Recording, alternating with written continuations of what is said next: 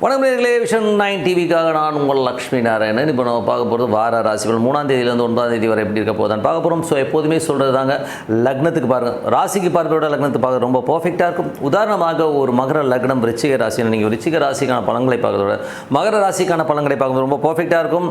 முதல்ல வரது பொது பலன்கள், அதுக்கப்புறம் தசாபுத்தி பலன்கள் வரும். ஸோ உங்களுக்கு என்ன தசாபுத்தி அந்த நடந்ததோ அதை மிங்கிள் பண்ணி பார்க்கும்போது பர்ஃபெக்டாக இருக்கும். வீடியோட எண்டில் டிப் ஆஃப் த வீக் இருக்குது, மறக்காமல் பாருங்கள். மிதுன ராசி. ஸோ மிதுன ராசிக்கு வந்து பார்த்தீங்கன்னா உங்களுக்கு ராசி அதிபதி புதன். ஸோ புதன் வந்து பார்த்தீங்கன்னா உங்களுக்கு வந்து 1/4 அதிபதி வந்து 8ல் இருக்கும்போது கொஞ்சம் கவனமாக இருக்கணும். தாயார்கிட்ட கொஞ்சம் வாக்குவாதங்கள், நிலபுலன்கள், வண்டி வாகனம் சம்மந்தமான விஷயம் ரொம்ப கேர்ஃபுல்லாக இருக்க வேண்டிய ஒரு அவசியம் இருக்குது. நீங்கள் உங்கள்கிட்ட வந்து கொஞ்சம் வந்து இந்த டைமில் வந்து யார்ட்டும் எக்ஸிடாக பேசுகிறது, கொஞ்சம் ஓவர் எமோஷன் ஆகிறதெல்லாம் வந்து கொஞ்சம் கம்மி பண்ணிக்கிறது ரொம்ப ரொம்ப நல்லதுங்க. ஸோ ஏன்னா வந்து அது ஒரு வாக்குவாதங்களையும் தேவையில்லாத ஒரு சந்தேகத்தினால் வர சண்டைகளும் வரதுக்கான வாய்ப்பு இருக்குன்னா ரொம்ப கவனமாக இருக்க வேண்டிய ஒரு காலகட்டங்கள். 2ஆம் அதிபதியான சந்திரன். ஸோ 2ஆம் அதிபதியான சந்திரன் வந்து 10ல் வராருங்க. ஸோ நல்ல தொழில் ரீதியான விஷயங்கள், நல்ல லாபங்கள், நல்ல வளர்ச்சி, நல்ல ஏற்றங்கள், குடும்பத்துக்கு தேவையான பணம் வருவதெல்லாம் ரொம்ப சிறப்பாக இருக்குது. 3ஆம் அதிபதியான சூரியன் வந்து பார்த்திங்கன்னா 8ல் இருக்கும்போது இளைய சகோதரர் புதிய ஒப்பந்தங்கள் சார்ந்த விஷயங்கள் ரொம்ப டென்ஷன் ஸ்ட்ரெஸ்ஸஸ் வருவதற்கான வாய்ப்பு ரொம்ப கவனமாக இருக்கணுங்க. ஸோ அதனால் கொஞ்சம் கேர்ஃபுல்லாக இருக்கிறது ரொம்ப ரொம்ப அவசியங்க. அதுக்கப்புறம் பார்க்கும்போது உங்களுக்கு 5ஆம் அதிபதியான சுக்கிரன். ஸோ 5 மற்றும் 12ஆம் அதிபதியான சுக்கிரன் வந்து 10ல் உச்சமாக இருக்காருங்க. ஸோ தொழில் ரீதியான விஷயங்கள், பெரிய வளர்ச்சிகள், குழந்தைகளோட வளர்ச்சி ரொம்ப சிறப்பாக இருக்கும். தொழிலில் வந்து ரொம்ப கவனமாக இருக்கணும். ஏன்னா 5ஆம் அதிபதி 10ல் உச்சமாக இருக்கும்போது ஓவர் ரிஸ்க் எடுத்து கொஞ்சம் மாட்டிக்கிறதுக்கான வாய்ப்பு இருக்குன்னா ரொம்ப கவனமாக இருக்கின்ற காலகட்டங்கள். 6ஆம் அதிபதியான செவ்வாய் வந்து பார்த்திங்கன்னா உங்களுக்கு ராசியிலே இருக்கும்போது வேலை இல்லாதவர்கள் வேலை கிடைக்கிறதுக்கான வாய்ப்பு ரொம்ப சிறப்பாக இருக்குது. ஸோ நல்ல வளர்ச்சி, நல்ல ஏற்றங்கள் வருவதற்கான, நல்ல லாபங்கள் வருவதற்கான வாய்ப்பும் ரொம்ப சிறப்பாக இருக்குது. அதுக்கப்புறம் பார்க்கும்போது உங்களுக்கு 7ஆம் அதிபதியான குரு. ஸோ 7ஆம் அதிபதி குரு வந்து 12ல் இருக்கும்போது சுப நிகழ்ச்சிகள் சார்ந்த விஷயத்துக்காக கொஞ்சம் செலவு பண்ணுறது, கொஞ்சம் வந்து குடும்பத்துக்காக நிறைய ஸ்பெண்ட் பண்ணுறமான விஷயங்களும் நிறைய இருக்கும். இதுவரை தேங்கி இந்த சுப நிகழ்ச்சி காரியங்கள் கூட இப்போ கொஞ்சம் வேகமாக போகிறதுக்கான ரொம்ப நல்லாயிருக்கு. ஸோ அதுக்கப்புறம் பார்க்கும்போது உங்களுக்கு 8ஆம் அதிபதி ஆன சனி. ஸோ 8ஆம் அதிபதி சனி வந்து 9ல் இருக்கும்போது உங்களுக்கும் உங்கள் அப்பாவுக்கும் வந்து கொஞ்சம் கருத்து வேறுபாடு வருவதற்கான வாய்ப்பு ரொம்ப கவனமாக இருக்கணும்.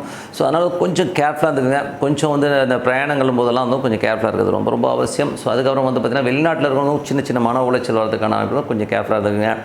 அதுக்கப்புறம் பார்க்கும்போது உங்களுக்கு 10ஆம் அதிபதியான குரு வந்து பார்த்திங்கன்னா உங்களுக்கு 12ல் இருக்கும்போது தொழில் ரீதியான விஷயங்கள், நிறைய அலைச்சல்கள், வெளிநாடு வெளியூர் போகிறதுக்கான பிரயாணங்கள் மேற்கொள்வதற்கான வாய்ப்பாக இருக்குது. ஸோ மற்றபடி வந்து லாபம் இருக்கும், ஆனால் லாபங்கள்லாம் இருக்கும், கொஞ்சம் அலைச்சல்கள் ஜாஸ்தி இருக்குங்க.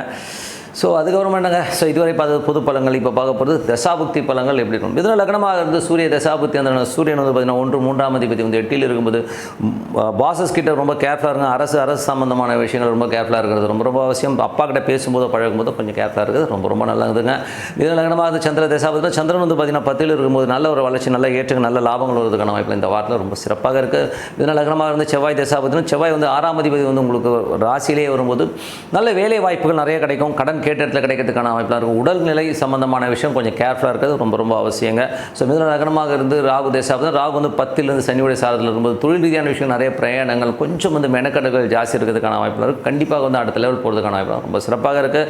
மிதுன லக்னமாக இருந்து குரு தேசாபதி இருந்தாலும் குரு வந்து பார்த்திங்கன்னா 10ஆம் அதிபதி 12ல் இருக்கும்போது தொழில் ரீதியான விஷயங்களுக்கு நிறைய பிரயாணங்கள், நிறைய அலைச்சல் இருந்தாலும் அடுத்த கட்டத்திற்கு போகிறதுக்கான வாய்ப்புகளை கண்டிப்பாக கொடுத்துருங்க. ஸோ மிதுன லக்னமாக வந்து சனி தேசாபதினு சனி வந்து பார்த்திங்கன்னா உங்களுக்கு வந்து 8ஆம் அதிபதி 9ல் இருக்கும்போது அப்பாவுக்கும் உங்களுக்கும் நிறைய கருத்து வேறுபாடு, வெளிநாட்டில் இருக்கும் சின்ன சின்ன மன உளைச்சல், வெளிநாடு வெளி மாநிலங்களுக்கும் ஒரு சின்னதாக ஒரு மன உளைச்சல் இருக்கும்.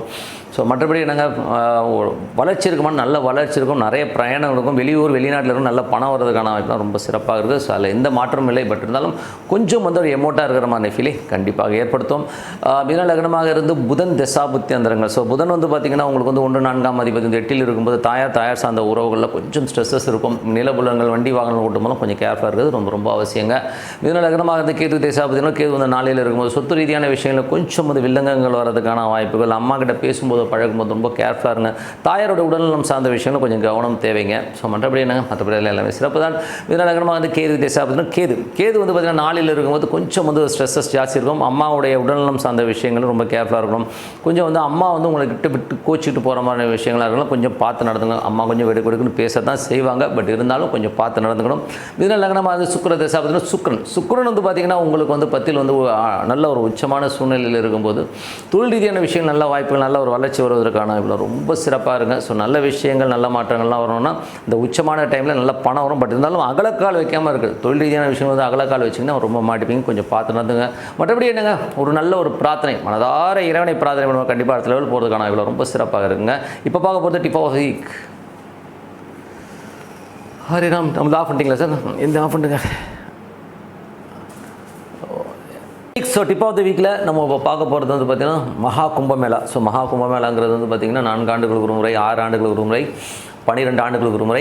அதுக்கப்புறம் பார்த்திங்கன்னா 144 வருஷத்துக்கு ஒரு முறை வந்து மகா கும்பமேளா. ஸோ இப்போ வந்து மகா கும்பமேளா நடந்துட்டுருக்கு.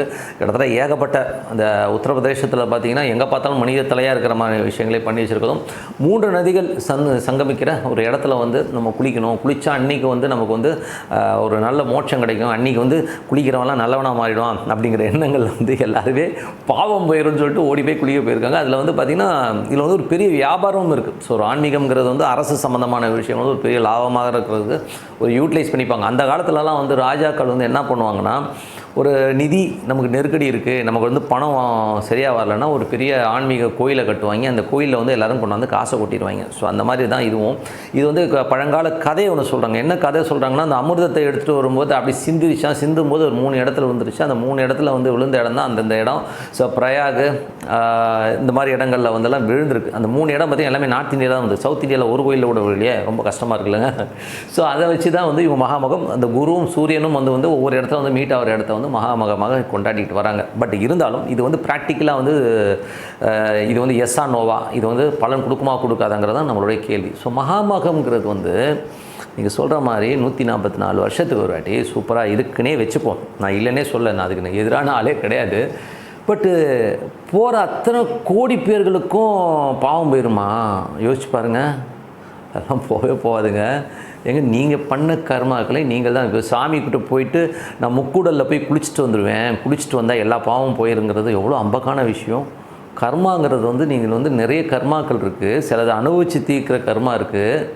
அகோரிங்கெல்லாம் வந்து அங்கே நிற்கிறாங்க. ஸோ அவங்களாம் பெரிய ஆளுங்க, ஞானிகள், ஓகே, அவங்களுக்கு ஓகே. நீங்கள் ஏங்க போகிறீங்க? அவ்வளோ கூட்டம், அவ்வளோ கோடிக்கணக்கான ஒரு கக்கூஸ் வசதி கரெக்டாக இருக்காது, தண்ணி கரெக்டாக இருக்காது. நம்ம போயிட்டு 30 பேர் செத்து போயிட்டான். இந்த நெருக்கடி தேவையா? யோசிச்சு பாருங்கள். எங்கள் பக்கத்தில் எவ்வளோ பெருமாள் கோயில் வந்து விலைக்கேற்ற முடியாமல் இருக்குங்க. அங்கே ஒரு எண்ணெய் வாங்கி கொடுக்கலாம். பக்கத்தில் எவ்வளோ ஐயருங்க கஷ்டப்படுறாங்க. அங்கே போயிட்டு அவனுக்கு ஒரு 10 ரூபா போடவே மாட்டான். அந்த 1 ரூபா 2 ரூபா போடுற கேஸை நான் இன்றைக்கும் பார்க்குறேன். 1 ரூபா 2 ரூபாய்க்கு என்னங்க வாங்க முடியும்? மகாமகத்தில் போயிட்டு அவ்வளோ செலவு பண்ணிக்கிட்டு இங்கேருந்து ஃப்ளைட்லேயும் ட்ரெயின்லேயும் போய்கிட்டு, நான் ஜோதிடன், சாமி இல்லைன்னு நான் சொல்லவே இல்லை, ஓகேங்களா? அதே மாதிரி நான் ஆன்மீகத்துக்கு வந்து எதிரானவன் கிடையாது. மகாமகம் முடிச்சாலும் அங்கே முக்கூடல் இருக்க தான் செய்யும். இதை பற்றி வந்து ஓஷோ வந்து ஒரு இடத்துல சொல்லியிருக்காருங்க. அங்கே வந்து ஒரு பர்டிகுலர் டைம், நல்லா புரிஞ்சுங்க, இவங்க வந்து 1 மாதம் நடத்துகிறாங்க இல்லையா, அந்த 1 மாதம் ஃபுல்லாக பவர் இருக்காது. அந்த பர்டிகுலர் 1 நிமிஷம் தான் இருக்குமாங்க. அந்த கிரக நிலவரங்களும் அந்த நட்சத்திரம் கரணம் எல்லாம் ஒன்று சேர்ந்து வர்றது ஒரே 1 நிமிஷம்தான் அந்த இடத்துல இருக்கும். அந்த முக்கூடெல்லாம் அந்த பவர்ஸ் இருக்கும். அப்போது அந்த 1 நிமிஷத்தில் எத்தனை பேர் குளிக்கிறானோ அவனுக்கு மட்டும்தான், மற்றபடி வேறு யாரும் கிடையாது. இது தெரியாமல் 1 மாதம் ஃபுல்லாக கூட்டமாக போய் ட்ரெயின் அலைஞ்சி கிளைஞ்சி எவ்வளோ கொடுமை பாருங்கள். நம்ம எதுக்குங்க? நம்ம உடம்பே கோயில், உள்ளுக்குள்ளே இருக்குது சாமி, பக்கத்து தெருவில் இருக்கிற சாமியை கும்பிடுவோம். எனக்கு திருப்பதிக்கே போயிட்டு ஒரு 4 மணி நேரம் 5 மணி நேரம் போயிட்டு அங்கே கூட்டத்தில் நின்று கூண்டில் போட்டு சிறை வச்சு அதுக்கப்புறம் போய் பெருமாளை பார்க்குறதுக்கு பக்கத்தில் இருக்க பெருமாளுக்கு எண்ணெய் வாங்கி கொடு, பெருமாள் இருக்கிற ஐயருக்கு வாங்கி கொடு. அதை விட்டுட்டு இது வந்து ஒரு தேவையில்லாத விஷயம் தான் நான் சொல்லுவேன். நான் ஏன் தேவையில்லாத விஷயம்னா, இவ்வளோ வருத்திக்கிட்டு சாமி கும்பிட சொல்லி எந்த சாமியும் சொல்ல, ஏதாச்சும் இருந்தால் சொல்லுங்கள். நீ மகாமகத்துக்கு வந்தால் தான் நீ செத்தா நீ வந்து சொர்க்கத்துக்கு போகணும் எந்த சாமியாக சொல்லிச்சா? கிடையவே கிடையாதுங்க. நீங்கள் உங்கள் வீட்டில் அமைதியாக உட்காந்தா தான் சாமி தெரியும். நீங்கள் போய் கூட்ட நெரிசலில் இடிப்பட்டு மிதிப்பட்டு சாமி பார்க்கணுன்னு அவசியமே கிடையாது. உட்காருங்க, உங்கள் வீட்டில் வந்து அமைதியாக ஒரு இடத்துல உட்காருங்க. பக்கத்தில் இல்லாதவனுக்கு ஒரு 10 ரூபா கொடுங்க, தர்மம் பண்ணுங்கள். அந்த தர்மத்தில் தான் வந்து வாழ்க்கை இருக்க முடியும். இந்த மாதிரி வந்து மகாமகத்துக்கு போனால் புண்ணியம் கிடைக்கும், அங்கே போனால் இது கிடைக்கும், பச்சை சேலை கொடுத்தீங்கன்னா உங்களுக்கு தோஷம் போயிடும். இதெல்லாம் வந்து ஹம்பக்கான விஷயம். தான தர்மங்கள் பண்ணுங்கள், வேண்டாம்னு சொல்ல. உங்கள் வீட்டு பக்கத்தில் நம்ம ஊரை விட்டுட்டு ஏதோ ஒரு ஊரில் போயிட்டு கொண்டு போயிட்டு காசை கொட்டிக்கிட்டு நேரம் விரையும். வயசானவங்கெல்லாம் கொஞ்சம் கூட புத்தி இல்லாமல் அங்கே போயிட்டு உட்காரலாம் வந்து ரொம்ப அம்பகான விஷயம். தயவுசெய்து இப்போ திருப்பி போகணுன்னு நினைக்கிறவங்க கூட இந்த வீடியோ போட்டு தயவுசெய்து போகாதீங்க. பக்கத்தில் இருக்கிற நம்ம சாமியை கும்பிடுங்க, மனசார இது பண்ணுங்கள். உங்கள் புள்ள குட்டிகளை பாருங்கள். எனக்கு தெரிஞ்ச ஒரு அம்மா இருக்குது, புள்ள குட்டிக்கு 1 ரூபா கொடுக்காது, கோடிக்கணக்கில் வச்சுருக்கு. கேட்டால் ஒரு புள்ள லவ் பண்ணிட்டு போயிட்டான், ஒருத்தன் புள்ள என்னை பார்த்து பேசலை, அவன் நான் சொல்படி கேட்கல, எல்லாத்தையும் தூக்கி எறிஞ்சின்னு சொல்லி தனியாக உட்காந்து கோடிக்கணக்கில் சொத்து, யாருக்குமே ஒரு பைசா. அது போய் வந்து மகாமகத்துக்கு போயிட்டுருக்கு. இங்கே பாவம் அந்த பிள்ளைங்கள்லாம் வந்து கஷ்டப்பட்டுருக்கு. நம்ம பக்கத்தில் பெருமாள் கோயிலில் வந்து விளக்கேற்றுறது கூட எண்ணெய் இல்லை, ஈஸ்வரன் கோயிலில் பார்க்குறதுக்கு ஆள் இல்லை. இந்த மாதிரிலாம் இருக்கும்போது அதெல்லாம் விட்டுட்டு இவங்க போய் எங்கேயோ இருக்கிறது கண்டிப்பாக உள்ள பக்கத்தில் இருக்கிற சாமி தான் உங்களுக்கு கை கொடுக்கும். என்றைக்குமே சாமி கும்பிட்றதா 1 கிலோமீட்டர் 2 கிலோமீட்டருக்குள்ளே இருக்கிற சாமியை பிடிங்கன்னு தான் சொல்லிவிட்டு உங்களிடம் விடைபெறுவது உங்கள் லக்ஷ்மி நாராயணன். நன்றி, வணக்கம்.